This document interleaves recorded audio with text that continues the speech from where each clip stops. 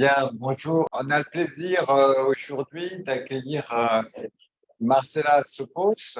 Marcela a fait sa thèse au laboratoire de direction de Philippe Serlet et il y a un certain temps, et maintenant elle a ensuite été maître de conférence à Toulouse, à Strasbourg, et maintenant professeure à Paris Descartes, à Paris 5. Paris Cité, au 25. Et donc, ces recherches ont évolué depuis l'élasticité vers les maths pour la bio, et en particulier aujourd'hui, elle va nous parler de méthodes numériques et de modèles mathématiques pour la simulation des fluides oculaires. À toi l'honneur. Alors, bonjour à tous, à ceux qui sont à distance, à ceux qui sont dans la salle. Et je remercie d'abord les organisateurs pour l'invitation, pour leur accueil. Et c'est vrai que c'est une émotion particulière d'être là aujourd'hui. Retour aux sources. Effectivement, j'ai fait mes premiers pas en tant que jeune doctorant, ça me rappelle beaucoup de choses. Et donc aujourd'hui, je vais vous présenter un travail que j'ai fait en collaboration avec plusieurs collègues, dont vous allez voir les noms apparaître au fur et à mesure de la présentation. Donc, ma présentation porte sur des modèles mathématiques, sur une partie modélisation mathématique, sur la compréhension des propriétés mathématiques de ces modèles afin de développer des méthodes numériques efficaces pour simuler des problèmes qui sont issus de la modélisation des fluides oculaires. Donc, pour mettre un peu de contexte justement pour planter le décor, je vais vous expliquer quel était le problème de départ qu'on a essayé de comprendre, et je vous propose de regarder dans un premier temps ces images-là qui comparent le champ de vision d'un sujet X1 avec le champ de vision de quelqu'un qui souffre d'une pathologie qui s'appelle le glaucome dans un stade assez avancé. Et vous pouvez vous apercevoir qu'il y a un rétrécissement assez significatif de champ visuel qui, à terme, mène à une perte totale de la vision. C'est une pathologie qu'on ne sait toujours pas soigner. Ce qu'on sait faire, c'est ralentir sa progression. Et en partie, la raison, c'est qu'on n'a toujours pas compris le mécanisme sous-jacent profond de ce qui se passe afin de pouvoir justement y remédier.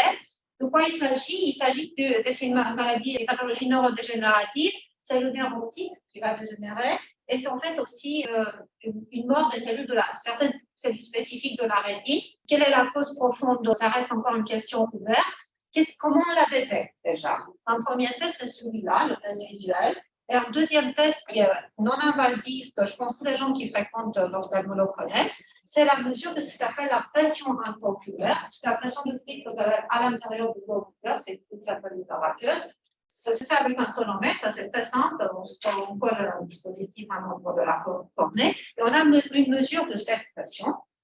Et il y a un seuil. Donc, pour vous donner un ordre de grandeur, pour un sujet sain, c'est autour de 15 mm de mercure. Tout ce qui dépasse 21 mm de mercure est considéré comme pathologique et pris en charge. Pris en charge par l'auteur, soit éventuellement par une chirurgie dans des cas avancés. Maintenant, pour vous dire à quel point ce seuil est sujet de controverse déjà dans la littérature clinique, on a, en fonction des études, entre un quart et 30% des sujets qui ont une pression intraoculaire tout à fait basse et qui développent une glaucome. Dans le même esprit, les études de là, les études cliniques, elles sont sur les chiffres simplement clairs. Mais là, il y a un certain nombre de sujets qu'on va soigner pour faire baisser cette pression. Et donc, on comprend déjà qu'il y a d'autres facteurs en jeu. Maintenant, la question, c'est lesquels? Et dans quelle mesure ces facteurs-là sont importants? Il y a clairement, donc là, c'est plutôt des études statistiques, des études cliniques qui montrent que c'est un problème qui apparaît plus souvent en fonction avec l'âge. Il y a des études, par exemple, qui montrent qu'il y a des facteurs génétiques. Il y a des études pour le diabète. Il y a une corrélation avec le diabète parce que le diabète impacte la circulation. Donc, on se dit qu'il y a quelque chose qui se passe aussi au niveau hémodynamique. Donc, vous voyez, à ce stade-là, on ne fait pas du tout une prise en charge par rapport à ces facteurs. On fait un traitement que basé sur ça. Et pour l'instant, ça marche que moins et moins bien. On ne soigne pas, on ne fait que ralentir. Donc, ça, c'était le contexte un peu général. L'idée, c'était de comprendre à travers, pour le coup, de manière complémentaire aux études cliniques, par une modélisation mathématique de ces phénomènes, il y a clairement plusieurs échelles.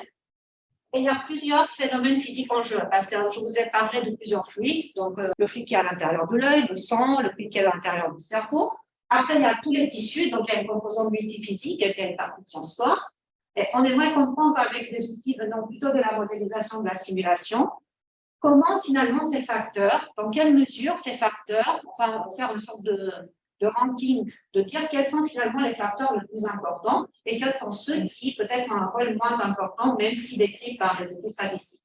En quelque sorte, passer de corrélation à des liens cause-effet par des modèles mathématiques, par la simulation. Donc, du coup, dans ma présentation, j'ai partagé les choses vraiment en deux parties. Dans une première partie, je vais vous parler vraiment d'une question qui, naturellement, nous a préoccupé, enfin, qui était une question de maths, de méthode numérique, qui est issue un peu des problèmes qu'on s'est posés en amont.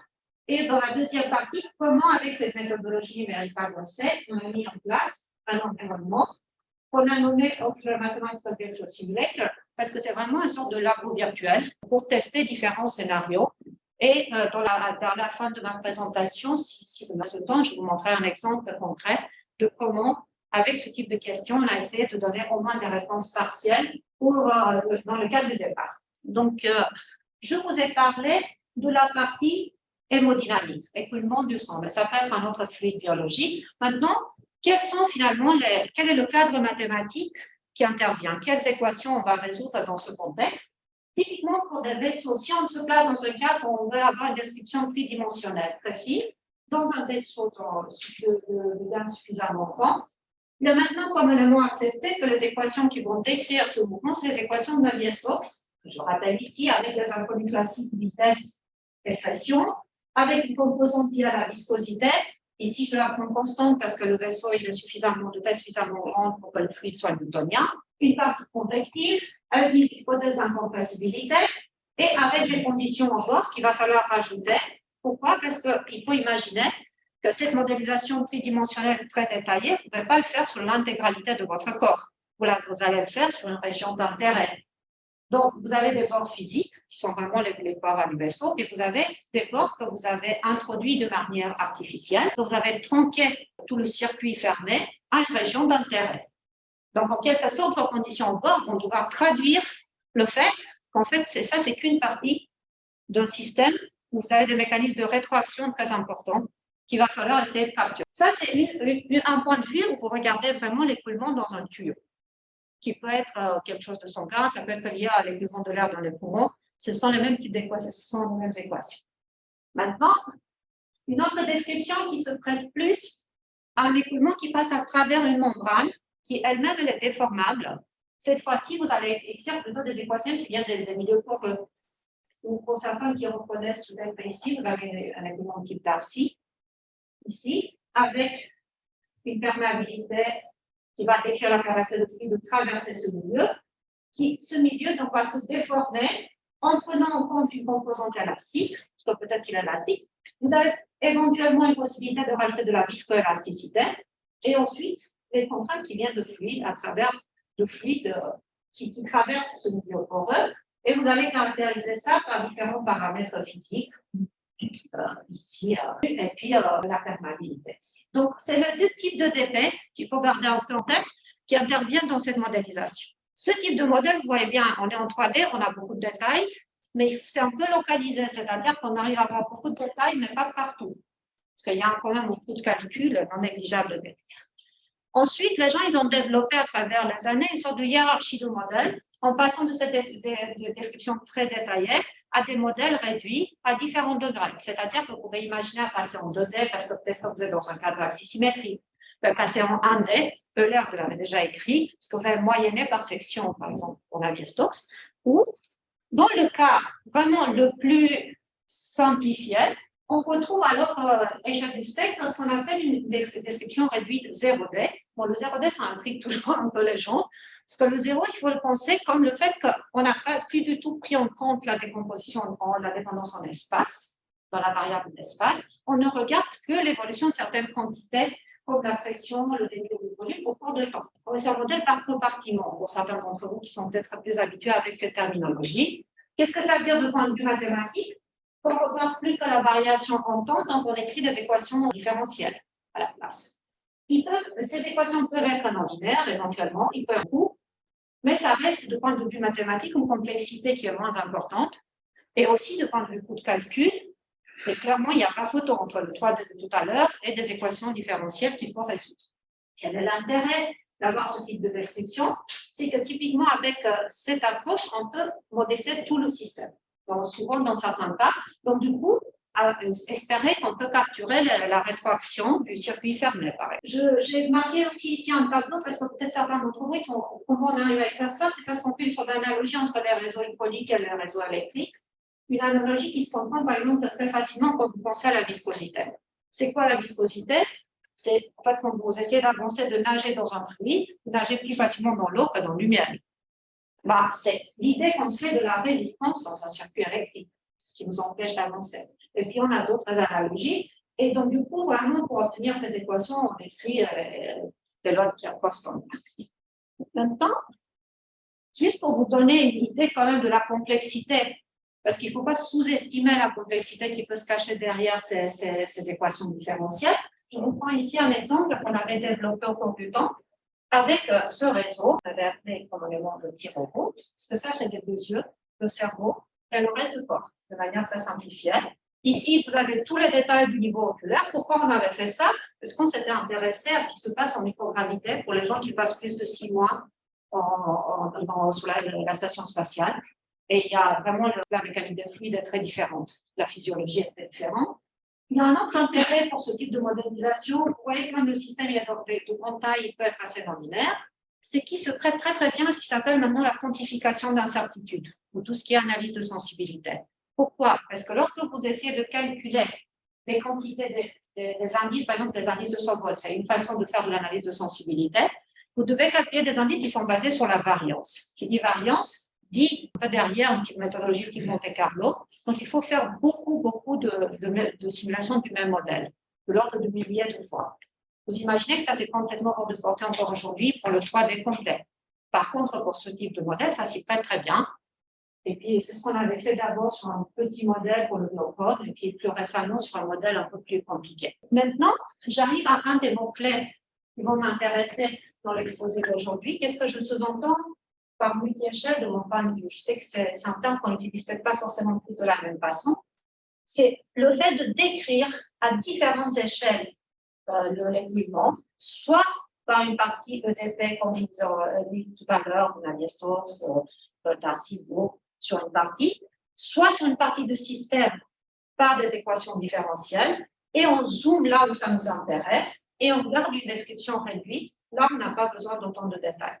Donc, c'est un point de vue, et ça, je vais faire un petit schéma que j'aimerais pouvoir garder pendant l'exposé, parce que je pense que ça peut aider à suivre un peu le fil rouge.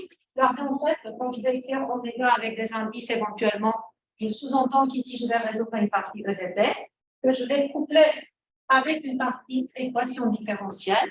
Donc, ça, c'est le multi-échelle en espace, le multi-échelle géométrique, donc sur certaines terminologies. Maintenant, il faut dire comment ces deux systèmes sont couplés du point de vue mathématique, et puis on peut pour refléter une certaine physiologie. Donc là, je prends le cas de Navier-Stokes ici. Ce qu'on fera donc là sur une partie de l'interface, tout ça c'est couplé. Qu'est-ce qu'on va demander? On va demander que la masse soit conservée, bien sûr. Donc ça, c'est en écrit en termes de débit du côté de fluide, de débit du côté du circuit. Et aussi, on voudrait écrire l'égalité des contraintes, action et réaction. Les contraintes du côté du circuit doivent être les mêmes que les contraintes du côté fluide, du côté UDP. Donc, avec ces deux conditions de couplage, on ne pas plus en termes de pression, tout ça pour dire que pour ce type donc, de couplage, on peut se poser une première question naturelle, c'est est-ce que ce problème complet est bien posé? Dans un sens mathématique, il faudra définir. À ma connaissance, les premiers travaux qui ont écrit la problématique de cette manière remontent à il y a une vingtaine d'années maintenant, où on a écrit le couplage avec Navier-Stokes, c'est un système comme je vous les ai montré précédemment. Et 2 ans après, on a essayé de trouver les premiers résultats là-dessus, en sachant que si on s'attaque à Navier-Stokes en 3D couplé avec ce que vous voulez, vous allez hériter tous les problèmes de Navier-Stokes. Donc, ça va être dans un cadre pour des données initiales petites, bien préparées, etc. Il y a une partie, pourquoi ils ont eu besoin de ce que j'ai appelé ici des hypothèses un peu techniques? Parce que le principe de leur démonstration, c'est d'essayer d'écrire un point fixe. Et donc, du coup, si on veut essayer d'écrire un point fixe dans certains espaces fonctionnels, il faut se restreindre beaucoup. Et il y a une autre hypothèse qui est intéressante, qui est introduite de manière un peu théorique en disant le couplage ne peut pas se faire n'importe comment, il doit se faire à travers des sortes de buffer. Ils appelaient ça des regions, en disant, bon, si on arrive à coupler de cette manière-là, ça marche. On peut dérouler notre preuve. Vous voyez, des résultats, il n'y en a pas tant que ça. Quelques années après, donc, on peut faire des coalitions labo, c'est vraiment des collaborateurs. On s'est intéressé, donc, quand les gens étudiaient les écoulements dans les poumons, ils ont considéré qu'on couple juste avec une résistance, parce que c'était lié à la résistance qu'on a en bas de diaphragme. Et donc, on peut montrer encore ici des résultats à nouveau. C'est une solution short avec des données petites, on a bien Stokes. Et dans le cadre d'un circuit très simple, c'est-à-dire vous avez deux résistances et un condensateur, très récemment, ça a été étendu, que ce soit dans le cas de Navier-Stokes, que ce soit de Stokes, où les problèmes viennent que du couplage. Donc, à ce stade, il y a des cas très précis où le problème il est bien posé, mais il n'y en a pas tant que ça en fait. Maintenant, je vais aborder le problème de finalement comment résoudre numériquement ce problème. Parce que comme tous les collègues, enfin tous les gens qui travaillent sur un problème complet, on va être face à deux choix possibles. Soit une approche complètement monolithique où vous résolvez tout en même temps, soit une approche basée sur une histoire de splitting. Quand on fait du monolithique, l'avantage c'est que ça va être très très stable.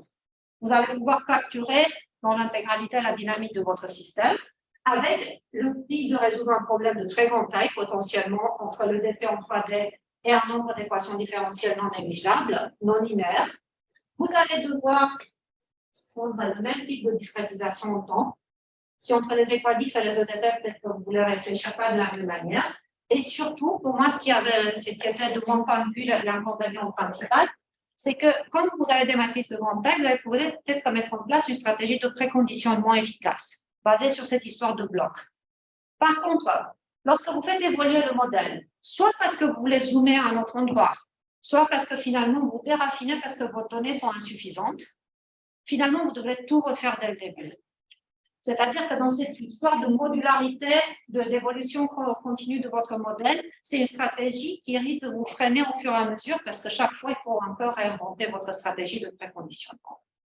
Maintenant, si je me place dans des approches plutôt splitting, si j'ai un problème d'effet d'un côté, un problème équatif de l'autre, si je vous demande comment casser ça en deux, vous allez dire, résoudre le DP d'un côté, l'équatif de l'autre, chacun avec ses solvers et ses codes favoris.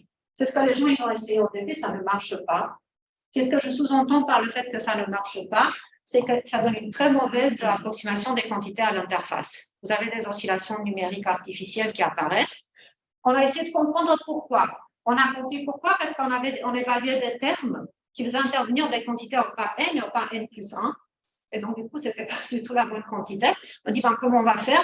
On va faire un point fixe. À chaque pas de temps, on va sous-itérer. On va faire un point fixe pour que ces quantités-là se rapprochent et que ça soit moins pénalisant. C'est avéré que cette stratégie marche, mais elle est très coûteuse. Parce que ça veut dire qu'à chaque pas de temps, vous résolvez plusieurs fois votre problème d'épais. Si vous le faites en 3D, ça ne devient pas très intéressant au bout du moment. Vous perdez en quelque sorte l'avantage. Tout ça, c'est lié justement à la perte de stabilité. Et donc ici, j'ai listé un certain nombre de travaux, mais il y en a énormément. J'ai mis en gras un en particulier, qui est un papier de revue, où en particulier, on appelait ça Geometric Multiscale. Pour donner un sens à ce type de description. Mais à nouveau, c'est vraiment, on se confronte à quelque chose qui n'était pas complètement, la stratégie optimale en tout cas, j'ai envie de dire, ça n'existait pas. Donc la question qu'on s'est posée avec mes collègues, c'est si on essaye de voir d'où vient la difficulté, c'est-à-dire je m'intéresse à un couplage avec Stokes, donc il n'y a pas la partie non-linéarité qui peut me poser des questions en termes de caractère qui peut bien me poser. Je sais que ce qui m'intéresse, c'est le couplage, ce qui se passe au corps. On a pris une architecture qui peut être très générique, c'est-à-dire plusieurs endroits où la description vous êtes, plusieurs endroits où j'ai des descriptions équadifs, couplées comme vous voulez, et avec des circuits fermés ou pas. Est-ce qu'on arrive à proposer une stratégie qui soit efficace, c'est-à-dire qui tire parti de cette approche partitionnée, tout en gardant la stabilité sans avoir besoin de sous-itères? Et c'était notre proposition dans ce travail. Je vais essayer de vous donner les grandes lignes. Donc, il y a le problème de Stokes que je n'ai pas réécrit ici, c'est vraiment comme tout à l'heure sur la convection. Je vais prendre des parois rigides, pour simplifier le plus le problème, avec des conditions très simples à montrer. Vous reconnaissez peut-être ici les deux conditions de couplage que j'ai données tout à l'heure, en termes de conservation de la quantité de la masse et d'égalité des contraintes. Ici, comment se réalise le couplage? Une fois que vous avez Q effet, vous le mettez dans le membre de droite de votre équadif. Là, le petit dessin, c'est exactement ça qui est rapide.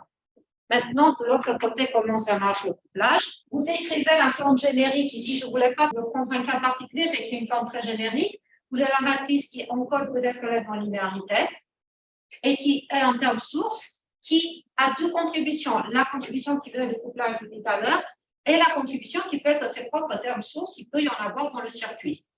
Et c'est ce problème complexe que je veux résoudre. Je vais d'abord faire apparaître l'algorithme. Je vais essayer de l'expliquer parce que je suis désolée, c'était le seul transparent un peu dense, mais je voulais tout mettre pour qu'on garde la vision d'ensemble. Je ne demande pas forcément de rentrer dans les détails, mais plutôt regarder les choses par bloc. On va avoir un splitting en deux pas. Dans un premier pas, on va résoudre la partie EDP et seulement une inconnue à laquelle on va rajouter une inconnue par interface couplée. Et dans cette inconnue, je ne prends que le terme de couplage en membre de droite. J'expliquerai tout à l'heure pourquoi. Donc ça, vous voyez que c'est vraiment un splitting au sens où il n'y a qu'un petit bout de la partie équadif. Donc, vous pouvez avoir un système de grande équation, s'il est couplé à une seule interface, il n'y a qu'une équation en plus à résoudre ici. Qu'est-ce que je fais dans la deuxième partie? Je vais résoudre la partie équadif complètement découplée, donc il n'y a pas la contribution EDP, et le DP ne change pas. Donc là, c'est le DP plus une seule équation, et là, c'est équadif, découplé complètement. Comment les deux, à travers transmettre l'information, seulement à travers la condition initiale. C'est-à-dire qu'à la fin de step 1, vous prenez le résultat, vous mettez en condition initiale pour le deuxième. Il n'y a pas de sous-itération. Et ce que j'affirme et que je vais essayer de vous convaincre, c'est que ce schéma il est inconditionnellement stable. Et j'essaie de vous expliquer pourquoi. Donc, je n'ai pas besoin de sous-itérer, il n'y aura pas d'oscillation de pression artificielle.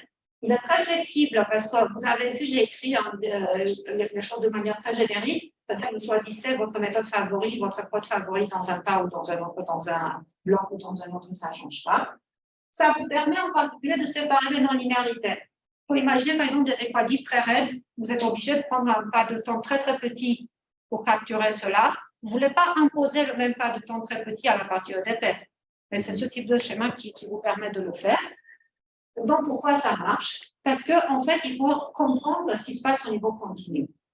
C'est-à-dire, ce qui marchait mal dans les schémas précédents, c'est que l'estimation d'énergie qu'on avait au niveau continu n'était pas préservée au niveau discret. Et je donnerai juste 2-3 éléments de pourquoi ça marche. Évidemment, je ne peux pas entrer dans tous les aspects techniques, mais je pense qu'il y a une partie qui se comprend assez facilement, notamment pour les gens qui travaillent en mécanique des fluides, ils vont reconnaître ici pour la partie énergie cinétique, énergie potentielle, les mêmes quantités pour le circuit, en sachant qu'ici, il a fallu faire un peu d'effort parce que dans le circuit, ça peut être la variable de départ, ça peut être des pressions, ça peut être des volumes, ça peut être des choses un peu différentes. Donc, il y a un peu de réflexion à avoir à ce niveau-là. Mais une fois que vous avez défini les quantités liées à l'énergie, vous avez les termes qui viennent des forces externes dans la partie EDP, dans la partie circuit, et vous encodez dans cette fonctionnelle le couplage. C'est ça qui est important, c'est de comprendre comment finalement les deux parties communiquent. En général, le signe de cette quantité ne peut pas être contrôlé, dans le cas le plus général possible. Par contre, si vous mettez le couplage dans le cas que nous, on a fait purement résistif, c'est-à-dire à travers une résistance, ce qui finalement nous fait retomber un peu sur des résultats qu'ils avaient eu besoin de cette bridge region, alors ça devient une dissipation. Et du coup, s'il n'y a pas de force ici, donc imaginez que là c'est zéro, vous mettez tous ces termes de l'autre côté, tout est négatif, l'énergie, la dérivée de l'énergie est négative, donc l'énergie n'est pas, et vous récupérez la stabilité au niveau continu. Quelle est la différence avec Navier-Stokes? C'est ce problème d'énergie? Le problème avec Navier-Stokes, c'est que quand on a en sortie certains termes qui vont intervenir le plus qu'à ne pas contrôler le signe avec la même norme. Ici, on n'a pas cette difficulté-là, et ça, c'est des termes qui sortent de l'intégration par terme. Ça, c'est quelque chose qui est loin d'être trivial, qui est déjà connu d'ailleurs pour Navier-Stokes tout seul. Mais ici, on est dans le cas où, sans ces termes, on voit qu'on a la décroissance, et l'objectif, c'est de préserver par votre méthode numérique cette propriété au niveau discret. Et c'est exactement ça qu'on a fait. Je ne vais pas rentrer dans les démonstrations, mais c'est essayer de conserver tout ça au niveau numérique. Donc, je dis que si j'ai un circuit où les forces sont égales à 0 et le couplage se fait de manière résistive, alors notre algorithme, on peut démontrer qu'elle est conditionnellement stable. Et juste peut-être quelques exemples numériques qui pour nous étaient, donc on a essayé, donc là c'est pour la traiter en éléments finis standard P2P1 pour Stokes avec FreeFM. Et ce qu'on a fait de ces cas tests, c'est écrire des solutions analytiques parce qu'on voulait aussi que d'autres personnes puissent tester leur méthode favorite sur le même cas test. Donc je pense que s'il y a des gens intéressés, tous les détails sont disponibles. On a pris des non-linéarités un peu spécifiques aux problèmes biologiques qui nous intéressaient, parce que derrière, nous, on se projetait un peu sur les applications. Donc ça, c'est un phénomène connu de régulation pour les vaisseaux qui doivent changer de diamètre. Et ça, c'est un modèle vraiment joué d'élasticité non linéaire. Et donc, on couple les deux, et je vais vous présenter les résultats qu'on a pu obtenir de comparaison entre la solution numérique avec notre algorithme sans sous-itéré. Donc, c'est vraiment un splitting de base. Vous voyez que dans le panel de haut, je présente les quantités sur l'interface, la pression et le débit, et en bas, les inconnus du circuit. Pour des pas de temps vraiment très raisonnables, 10-2, 10-3, on a une très bonne approximation de la solution sans avoir des oscillations. Il faut faire un peu d'effort sur le débit. Pourquoi? Parce que le débit, ce n'est pas vraiment l'inconnu de votre problème, c'est quelque chose que vous recalculez après. Donc l'approximation est un peu moins précise. Un deuxième circuit, là, je vous présente juste le problème parce qu'on s'était dit, si vous avez plusieurs endroits, vous pouvez encore appliquer exactement la même méthode. Et en plus, bon, ça, c'est quelque chose que nous, on n'est pas allé plus loin, mais vous imaginez, vous pouvez paralléliser les parties EDP. Vous avez plusieurs moyens de le faire en parallèle, vous le faites, vous transmettez juste dans le step 2 l'information à l'équatif. Et ça marche encore. Ça, c'est complètement transparent à ce niveau, avec la même qualité de l'approximation pour les quantités sur l'interface. Donc là, je présente en gros, c'est l'interface de droite et l'interface de gauche, avec pareil, pour le débit, il faut aller jusqu'à 10-3, ce qui reste encore assez raisonnable en qualité. Et les inconnus. Un dernier exemple, on a voulu aussi tester notre stratégie sur un circuit fermé. Parce que pour les gens qui travaillent là-dessus, on sait très bien que comme vous faites, enfin, il faut que toutes les quantités, toutes les phénomènes de rétroaction soient bien pris en compte, ce qui était le cas ici, avec les quantités sur l'interface, les quantités, les pressions. Et juste un dernier bloc, dans les 3 cas précédents, si on s'intéresse à l'ordre de convergence de notre méthode, quand on a fait un splitting en 2 blocs, on récupère bien l'ordre 1 en temps. Donc, ce qui était assez chouette, autant pour la vitesse, la pression et Y, en Y, je mets toutes les inconnues du circuit. C'est une façon de grouper tout le monde dans la même. Donc, c'est un splitting d'ordre 1 et on peut passer à l'ordre 2 en faisant 3 blocs. Donc là, j'ai des transparents à part si vous voulez en discuter, mais je ne voulais pas l'inclure dans le principal. Sinon, ça devient très long. Mais à l'ordre 2, on s'en sort aussi. Par curiosité, la complexité numérique, elle est complètement dominée par le step 1 dans cette Le step 1 dans ce cas-là, évidemment. Bon, après, je veux dire, nous, on a pris des circuits non linéaires ça peut être assez non linéaire. Mais là, la façon qui nous permet de nous rattraper, c'est que vous diminuez le pas de temps juste dans ce bloc-là. Du coup, ce n'est pas le gros pas de splitting. Dans le step 1, il y a moyen de faire des choses comme la réduction de modèle ou des choses comme ça. Complètement. C'est aussi, pour moi, c'est un des avantages de cette pensée modulaire. C'est-à-dire qu'on se dit, je prends ma méthode favorite, au sens où, dans cette partie-là, je dois discrétiser en temps comme je viens de le montrer. Et puis, pour le reste, c'est à moi de décider. Okay. Et donc, dans la deuxième partie, il me reste encore un peu, ça devrait. Dans la deuxième partie, j'aimerais vous montrer comment ce type d'idées qui sont purement méthodologiques, qui peuvent servir aussi dans des communautés où ce n'est pas du son qu'on fait passer par des réseaux, mais du pétrole qu'on fait passer dans une tuyauterie. Je veux dire, c'est complètement indépendant.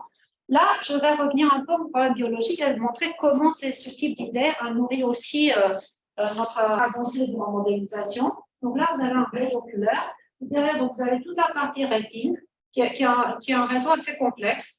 Et ici, on l'a modélisé avec justement une approche de type 0D, de type circuit électrique. Donc là, c'est plutôt un schéma illustratif, mais un circuit électrique un peu complexe derrière tout ça.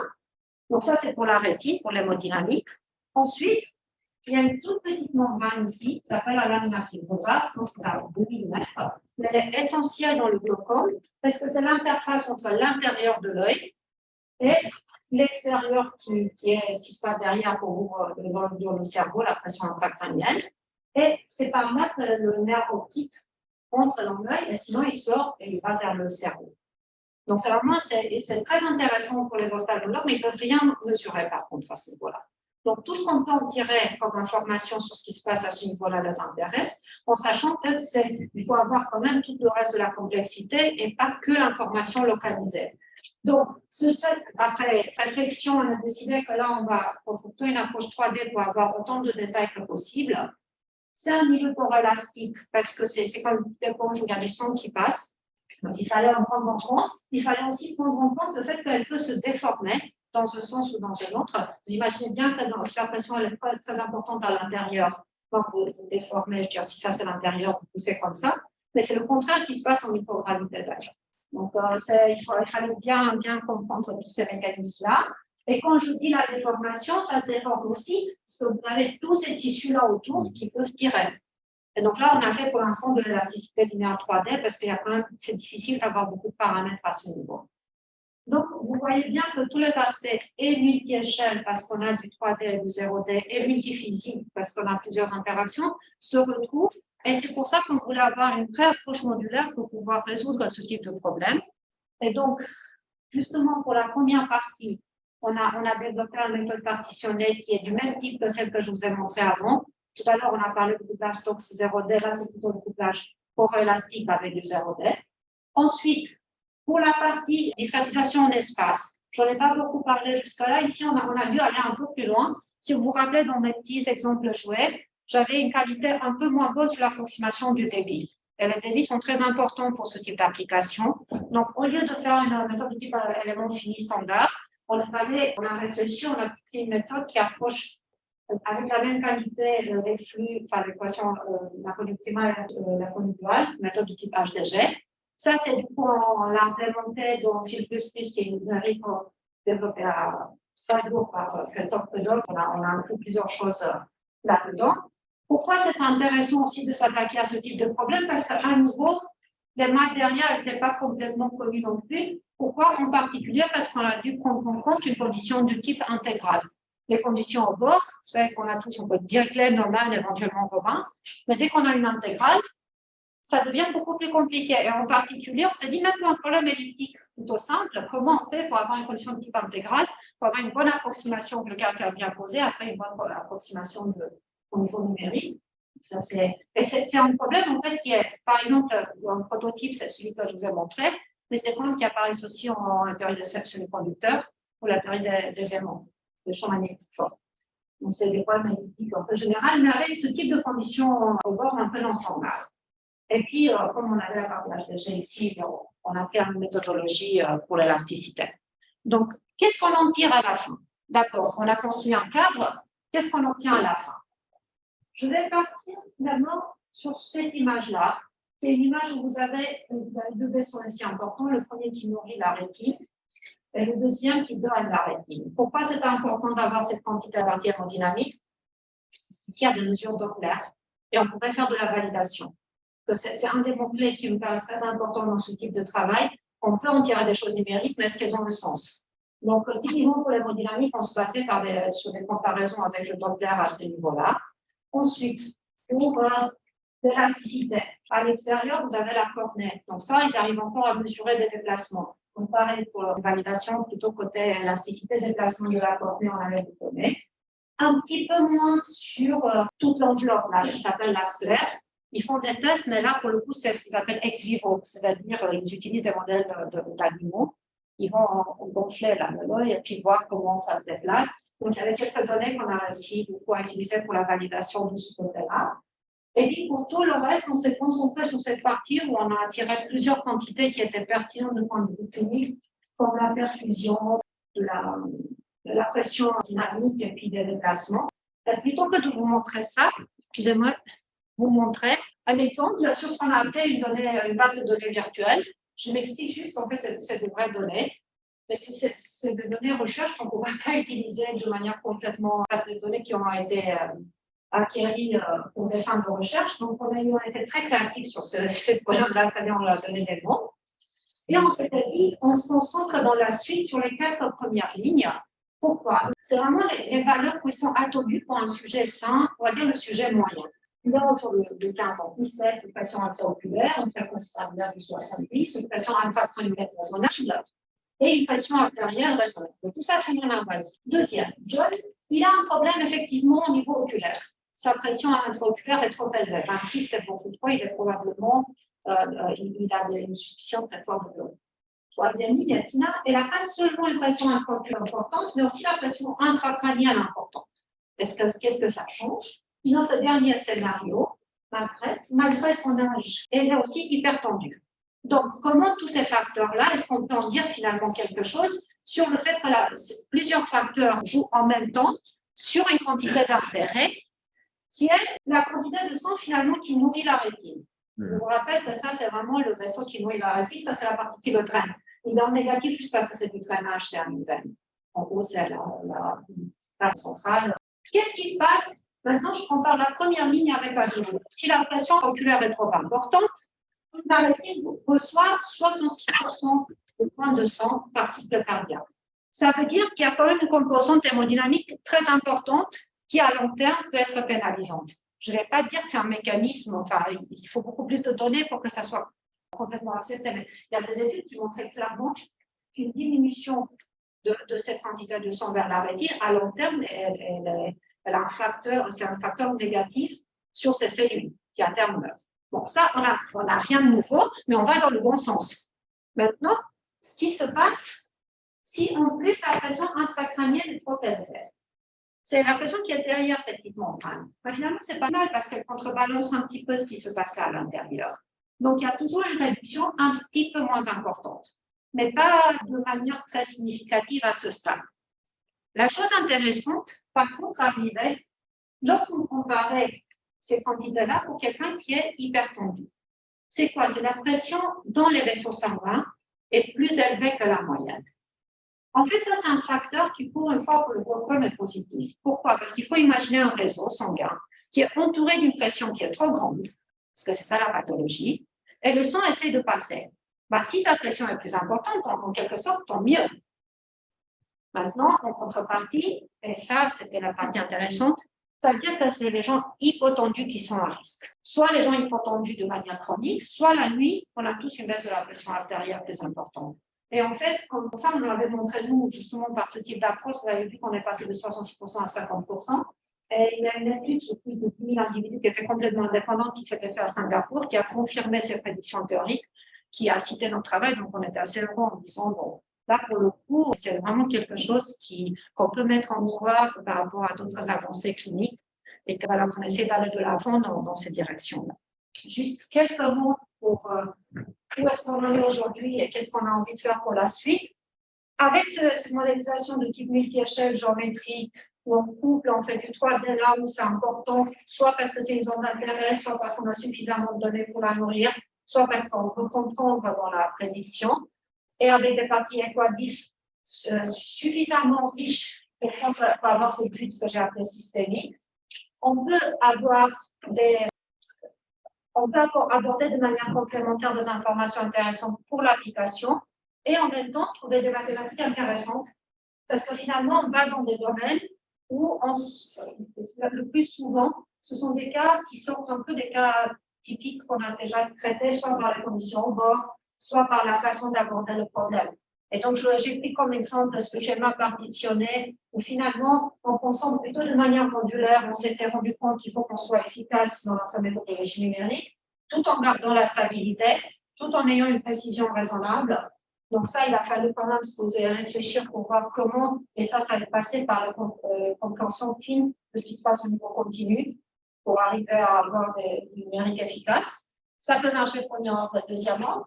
Après, sur la partie de discrétisation en espace, ça dépend aussi de quelle quantité vous intéresse pour votre problème.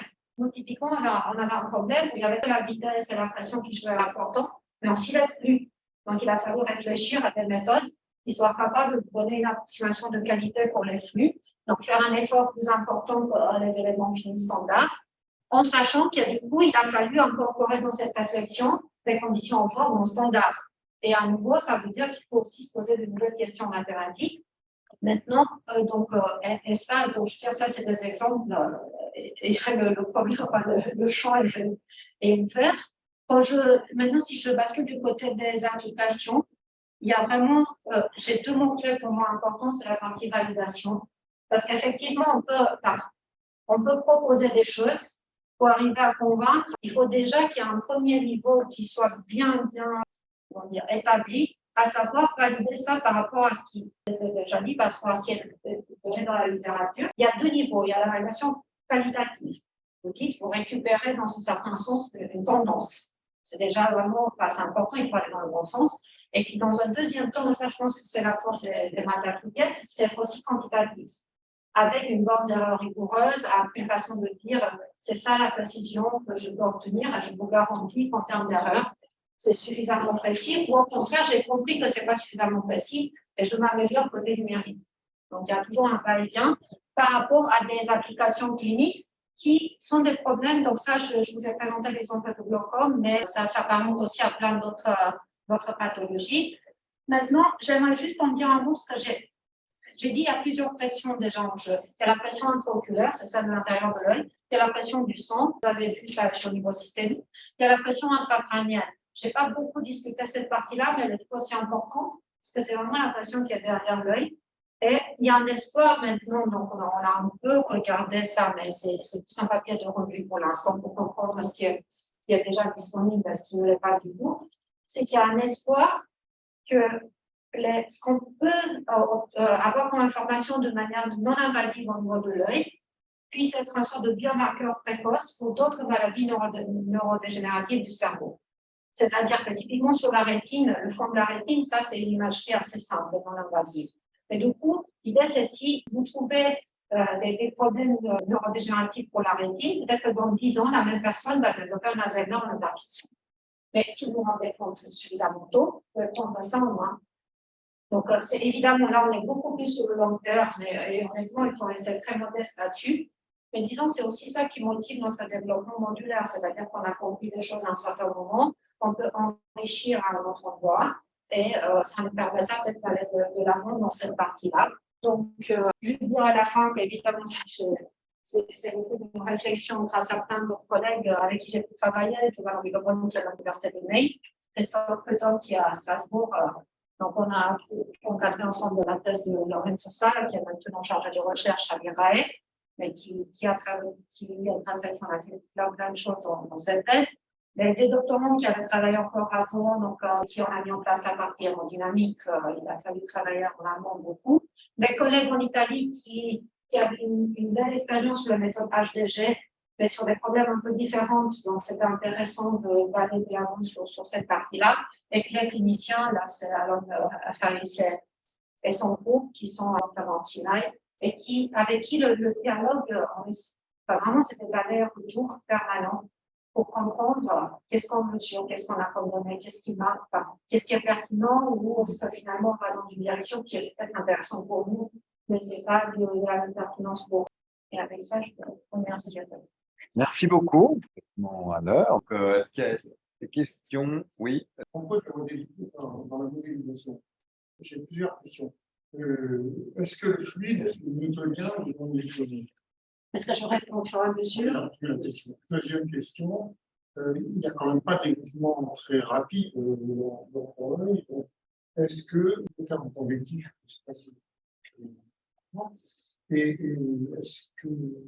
quelle est l'importance aussi de la dérive en temps? Enfin, je veux dire, est-ce qu'on prend des solutions sociales? Et la troisième question, c'est quand il y a des membranes qui sont flexibles, comment est-ce que la modélisation prend en compte le fait que le domaine du fluide bouge? Pour la partie newtonien versus non newtonien, ce que j'avais dit au début, c'est que je me place dans des artères, dans le diamètre, des vaisseaux artères-ouvrières, dont le diamètre est suffisamment grand pour que la taille de cellule soit vraiment petite par rapport à la taille du vaisseau. Donc, ça, purement du point de vue de la modélisation, je prends cette approche-là, Stokes ou Navier-Stokes, que lorsque les vaisseaux sont suffisamment grands par rapport à la taille des cellules, pour que l'hypothèse de travailler avec un fluide newtonien reste encore pertinente. Ce qu'on fait, par contre, ce qui est vrai, c'est qu'au niveau de la modélisation 0D, c'est beaucoup plus difficile finalement de faire cette distinction. On a des choses où on a une viscosité, on la garde encore constante, on pourrait réfléchir, mais c'est vraiment là, pour le coup, on a une approche un peu différente. Où, pour la microcirculation, ce qu'on a fait, c'est qu'on a des petits branchements comme ça, où on prend plusieurs résistances, et une sorte de résistance équivalente. C'est une façon de faire, et il y a de quoi enrichir cette modélisation. Mais là, je parle vraiment que de la microcirculation. Ce n'était pas ce que j'ai montré là. La partie Stokes versus Navier-Stokes, c'est-à-dire terme convectif ou pas. Pour la rétine, mon sentiment, c'est que on a un écoulement qui est suffisamment long pour qu'on n'ait pas besoin d'inclure la partie convective. C'est d'ailleurs la raison pour laquelle dans ma modélisation 0D, j'ai que des résistances ou des capacitances. Donc l'inducteur, c'est cette sorte de limite de l'inertie qui peut être tout à fait pertinent pour d'autres raisons dans le cardiovasculaire, mais pas ici, on n'a pas justement. Ce que je peux dire en prenant un peu de recul, c'est que j'avais travaillé aussi sur les veines cérébrales, où là, on a produit une étude systématique en calculant le nombre de Reynolds, le nombre de Stokes, plusieurs autres quantités à dimensionner pour voir est-ce que finalement, on est plutôt dans un régime Stokes. Donc là, il s'est avéré qu'on était à 200-300 pour le nombre de Reynolds. Donc on a dit, bon, ça reste raisonnable de faire générer Stokes. Et pour la dérivée en temps, c'était le nombre de Stokes qu'on avait calculé, je crois, on s'était rendu compte qu'on était la limite de l'occasion stationnaire. Donc, mais encore une fois, c'est un petit peu différent du contexte que j'ai montré là. Le fait de garder ici la partie dérivée en temps dans les deux, c'était aussi important parce que ça nous permettait de concevoir les choses en termes de splitting temporel. Et ça, c'est pas du tout la même raison. Je pense que la modélisation elle-même, ça dépend. Après, on avait des données temporelles, par exemple, sur les débits, là, ce que je vous ai montré. Donc, il fallait aussi pouvoir les comparer et comparer des choses. Pour la déformabilité, ce qu'on a dans la rétine, que je n'ai pas montré ici, c'est avoir des résistances non linéaires, des tubes déformables, ce qu'en 0D, on apprend la loi de la place pour les artères, et j'ai des tubes qui peuvent aller jusqu'à collapsible, c'est quand ça peut, donc qui peuvent aller jusqu'à une toucher dans les cas extrêmes, parce que la pression externe est trop importante ici, et pratiquement il n'y a pas de plus de fluide. Et ça, c'est un modèle encore un peu différent en 0D pour les veines, et ça s'appelle un modèle de Starling qu'on utilise. Et c'est typiquement quelque chose qui introduit des non-linéarités très importantes dans le 0D. Parce que ici, donc déjà, vous avez le R puissance 4 dans un croiseuil, 1 sur R puissance 4 dans un croiseuil standard. Si en plus, vous faites une loi de Laplace, vous retrouvez des fois des puissances qui ne sont pas les mêmes. Et pour Starling, vous avez soit puissance 4, soit puissance 4 tiers, en fonction de la différence de pression, de signe de la différence de pression. Donc ça, c'est typiquement quelque chose qu'il a fallu incorporer à tout prix dans les veines, sinon le résultat n'était pas bon. Oui. J'ai deux questions. Donc, la première, c'est au niveau du schéma de montage. Est-ce que ton schéma, tu pourrais aussi t'en servir si dans tes deux sous-domaines, tu as des équations dérivées partielles et des patterns différents? Ce que je peux dire à ce stade, c'est que je ne vois aucun inconvénient tant que j'arrive à préserver que l'énergie des deux EDB, pas du problème couplet, reste préservée. C'est-à-dire que typiquement, par exemple, donc là, j'avais cité les références de Glowinski. Une des choses qu'il avait proposé un peu sur un aspect similaire, c'est quand j'ai du Navier-Stokes, je peux faire un splitting où j'ai une partie Stokes et une partie advective avec une advection à divergence nulle. Donc, tu as deux blocs. C'est un peu un cas similaire à celui-ci. Tu as deux blocs avec une partie EDP qui est plutôt un problème parabolique sympa et une partie advective qui est un problème hyperbolique. Et il arrive à faire un splitting dans un esprit très similaire à condition, donc il y a quand même des choses importantes, il faut que la vitesse soit divergence nulle, soit que tu hérites d'une vitesse de Stokes en principe. Et c'est quand même une méthodologie où tu résous l'advection en élément fini, ce qui est quand même peut-être pas la chose la plus naturelle, mais si tu veux, c'est un choix. Tu peux très bien imaginer que tu as une méthode de discrétisation en espace qui soit autre là-dedans. En fait, c'est que là, dans ce cas-là, tu l'aurais écrit comme équation des ondes, tu vas faire des éléments finis, et ça marche encore. Mais là, c'est a posteriori. Tu pourrais très bien dire que quand tu as la discrétisation en temps, qui est vraiment le cœur de splitting, le reste, choisis ta méthode favorite. D'accord. Et la deuxième question, c'est au niveau de l'élasticité. Est-ce que vous êtes en élasticité presque incompressible? On est dans une élasticité qui est presque incompressible dans les modèles. Et puis, à niveau numérique, il faut faire attention que tu arrives à des limites qui ne sont pas très sympathiques de point de vue numérique. Donc, ce qu'on a fait, là, il faudrait que je recherche à nouveau les valeurs des paramètres. Mais nous, on avait nourri pour le coup les modèles d'élasticité linéaire avec des paramètres de la littérature. Donc, qui donnent des valeurs où je pense qu'on n'était pas encore dans les valeurs critiques qui s'approchent de 1,5. Oui, Que ça soit on méchant. s'approche de la nuit. Voilà, qui s'approche de 1,5, que ça soit méchant. Après, les tests que j'ai fait là, c'était quand même la partie où l'élasticité elle-même n'était pas du tout, qui n'était pas du tout pathologique. C'est-à-dire que dans l'élasticité, j'ai des valeurs dites baseline qui sont celles de patient moyen. Je ne peux pas te répondre dans le cas d'une pathologie qui affecterait pour le coup le tissu. D'autres questions? Oui. Dans le contexte de l'étude de la rétine, je pense que c'est important de dire quelque chose sur la concentration de l'oxygène. Est-ce que ton modèle peut dire quelque chose, peut utiliser aussi pour dire quelque chose pour l'oxygène dans des régions différentes du lieu? Donc, nous, dans ce qu'on a présenté là, il n'y a pas du tout le couplage avec l'oxygénation. Par contre, juste la partie 0D de la rétine, qui est essentiellement la même que celle que j'ai utilisée ici, a été enrichie avec un couplage avec un modèle pour la oxygénation de dioxyde de carbone. Et il y a des choses intéressantes qui ont été mises en évidence, mais encore une fois avec une modélisation purement 0D, mais dans laquelle, à la partie oxygénation, tu compares avec les données. Et il y avait des résultats qui montraient à nouveau que le rôle des veines, qui était un peu sous-évalué avant, était très important. Et donc, c'est la modélisation 0D qui répond au moins en partie sur cette chose-là. Ce qu'on a fait aussi, mais à nouveau en 0D, donc je prends tout le principe parce qu'on n'a pas encore beaucoup de détails, c'est qu'on a fait une étude que moi j'ai trouvée honnêtement très marrante, c'est l'effet de l'altitude. Parce qu'il y avait un groupe en Italie qui avait mesuré des choses à niveau, je ne sais pas, à niveau normal, et sur le Mont Blanc, sur la partie sanguine et sur la partie pression intraoculaire. Et ils avaient encore d'autres données qu'on n'en avait pas. Et il y a des différences assez significatives qu'on fait sur le Mont Blanc, sur plein d'autres choses, évidemment, sur le niveau cardiovasculaire, mais aussi au niveau oculaire. Donc, on avait montré aussi des différences significatives. Là, je ne parle pas de cas pathologiques, là, c'est juste une sorte de précaution pour dire qu'il peut y avoir des changements. Là, c'est à très court terme, probablement, ça ne change pas grand-chose. Mais à long terme, c'était un peu moins évident. Mais déjà, mettre en évidence ces différences-là, où on nourrit le modèle avec une partie cardiovasculaire, puis on montre que sur le niveau de l'œil aussi, il y a un impact, et que c'est comparable avec ce qui a été mesuré sur une petite population, parce que mine de rien, ils avaient fait 3 niveaux. Ils avaient fait ground level, 1400, et puis le Mont Blanc, plus de 3000 mètres. C'est intéressant d'essayer aussi de se confronter un peu à ce type de données pour voir jusqu'où on peut pousser les modèles aussi. Le splitting explicite, à quel point tu es gagnante en termes de temps par rapport à un splitting implicite? Est-ce que si tu passes de 5 sous-itérations à pas de sous-itérations, est-ce que tu gagnes encore 5 ou est-ce que tu gagnes encore plus? Je n'ai pas fait ce test-là pour pouvoir te donner un chiffre. Je pense que sur un problème de Stokes, tu vois, par exemple, ça dépendra. Si tu es en 3D sur les grands domaines, on gagne déjà. Ou sur le Darcy qu'on avait fait, on est gagnant parce qu'on est en 3D. Et le fait de résoudre, vraiment, je pense que le facteur, il est vraiment de cet ordre-là.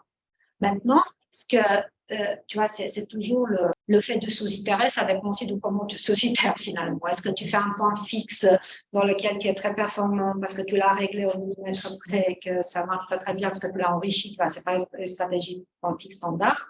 Ça, je pense qu'on reste gagnant. Enfin, si tu fais bêtement point fixe, on est gagnant, certainement, avec un facteur comparable. Si tu fais beaucoup de travail sur comment tu fais le point fixe, ça reste à comparer. C'est aussi, moi, je pense, de mon point de vue, l'intérêt d'avoir ces solutions analytiques. Certes, elles sont en 2D, mais tu peux enrichir la non-linéarité. Nous, on a fait des calculs. Parce qu'on arrive encore à calculer la solution exacte, tu peux typiquement, parce que là, pareil, tu n'as pas aucune montée en ordre d'éléments finis. Pour avoir un problème de grande taille, c'est pas en 2D. Pour que la taille de ton problème algébrique soit grande et que ça soit un peu compliqué, tu peux monter en éléments finis. Tu résous avec un ordre élevé. Comme ça, tu as des matrices denses et le calcul devient un peu le monde de l'air, un peu compliqué. De savoir ce qu'on va. Question peut-être à distance. Y a-t-il des questions? Je ne vois pas. OK. Merci encore, Marcella.